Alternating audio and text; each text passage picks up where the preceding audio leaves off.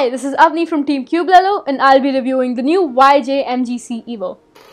Here's this clip of me struggling to open the box, but Cubelelo was really nice and sent me a really cool yellow cube stand as my free goodie, which you may be able to see in the background there. But that is something I really like about them. They're always giving out free goodies, so do check them out. Coming back, I've got to say the cube comes in great packaging.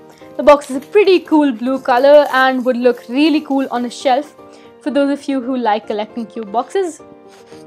And on opening the box, on the side it says revolutionizing speed cubing, which I found quite cool.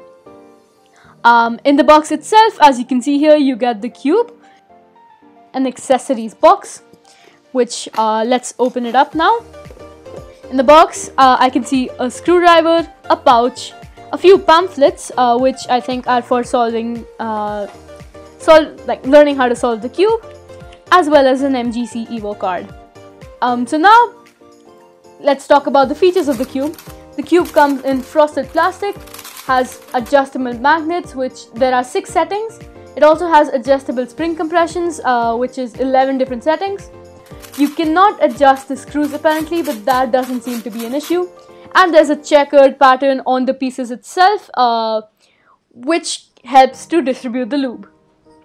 Talking about the specs, the cube comes in at 55 millimeters in length and weighs about 79 grams. I really like the weight and it feels quite good in my hands. The first turns kind of felt like I was turning something in between a Tengyun version 1 and a Tengyun version 2. At first I sort of felt like this is what the Tengyun version 2 was supposed to feel like.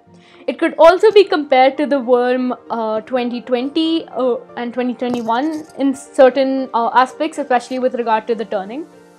The cube itself came in at the 3rd magnet setting and the 6th spring compression on the factory settings, and was overall really fast.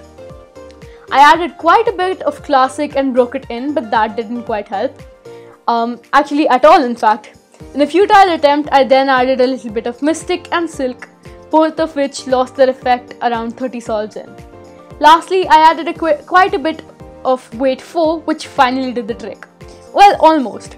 I finally landed on the 7th spring compression and the 3rd magnet setting. Here's what it sounded like after setup. It still retained the crunchy sound and feel. Clearly, the cube eats up a lot of lube. It could corner cut basically anywhere, but still had a few corner twists here and there. Coming to my opinion, the long sessions were a breeze and the cube felt great in my hands. The plastic provides for a surprising amount of grip, given the fact that I haven't been a fan of frosted plastic in the past. The cube seems to have everything on the surface level, especially at a price tag of just Rs 1849 on Cubelelo.com, but for some reason it just doesn't fit me. Even with the multiple adjustment options, which I actually really appreciate, especially the ability to adjust the springs just by using your hand, the cube was simply too fast. Multiple attempts at lubing didn't help much either, and I found myself wanting to switch back to my main because it was a little frustrating at times. All in all, if you're somehow able to control the cube, it is an excellent option, especially at that price range. You would have to keep in mind though that you would have to bear the additional cost of the lube and have a good amount of lube in hand. If you've tried and liked the WRM 2021 or an RSTream 2020 and enjoyed that feel, this cube seems like a more feasible, a little more advanced and more customizable option for you. I, however, won't be switching to this cube in the near future unless I manage to extensively slow it down.